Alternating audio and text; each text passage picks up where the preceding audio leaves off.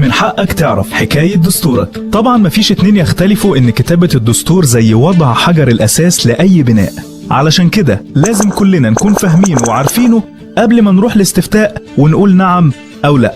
في البداية اتشكلت الجمعية التأسيسية المكونة من 100 فرد موزعين على 4 لجان، كل لجنة كانت بتعمل جلسات استماع ومناقشة مع الجهات المتخصصة لكل مجال من المجالات. يعني مثلا لجنة الحقوق والحريات لازم تستمع لمجلس حقوق الإنسان وجمعيات حقوق الإنسان قبل ما تضع أي مادة خاصة بالحقوق والحريات. كمان أي لجنة في التأسيسية كانت بتستعين بالخبراء والمتخصصين، عشان لما نتكلم عن الإدارة المحلية مثلا لازم التأسيسية تسمع لكل الخبراء في مجال الإدارة المحلية وتطلع بأفضل رؤية.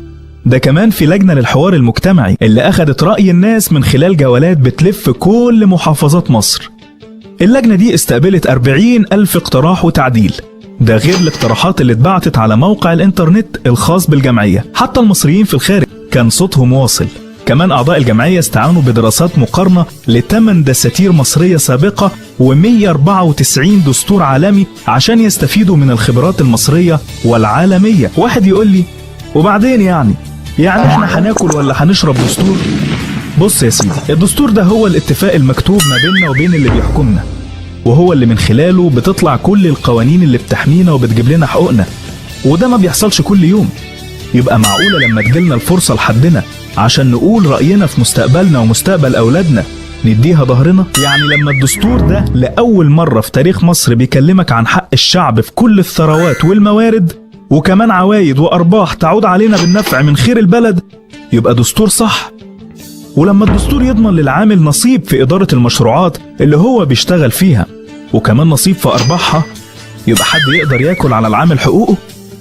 ولما الدستور يقول إن الدولة مسؤولة عن الاكتفاء الذاتي من القمح والمزروعات والثروة الحيوانية والسمكية، يبقى مصر أكيد هتتغير. ولما الدستور يتكلم عن حقوق المعاقين وذوي الاحتياجات الخاصة لأول مرة في تاريخ مصر، يبقى إيه شعورهم دلوقتي بعد تهميشهم السنين اللي فاتت؟ ولما الدستور يدي مميزات وحقوق لأهالي الشهداء ومصابي ثورة 25 يناير، يبقى دستور بيرد الجميل وبيرجع الحق لأصحابه. ولما الدستور يرجع نظام الوقف الخيري اللي كان بيصرف على كتير من الأيتام والأرامل والفقراء وبيوفر لهم حياة كريمة، يبقى احنا عايزين ايه اكتر من كده؟ حد بقى يقول لي انه سمع ان الدستور الجديد ده معمول على مقاس الرئيس الجديد وبيصنع فرعون وبيرجعنا للنظام القديم. اقول له الكلام ده مش مظبوط خالص، لان صلاحيات المخلوع في الدستور اللي كانت متفصلة على مقاسه كانت اكتر من 34 صلاحية خلته ديكتاتور بالقانون.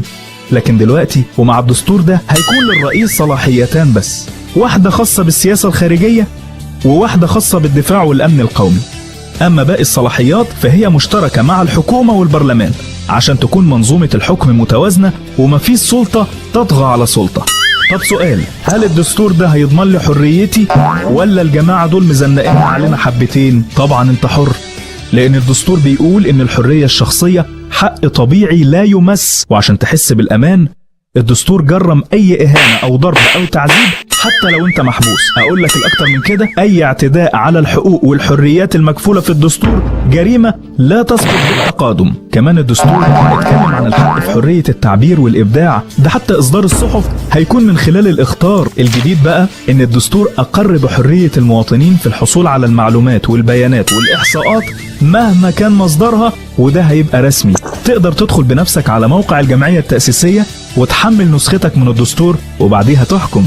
مع تحيات حمل الدستور صح، الإسكندرية.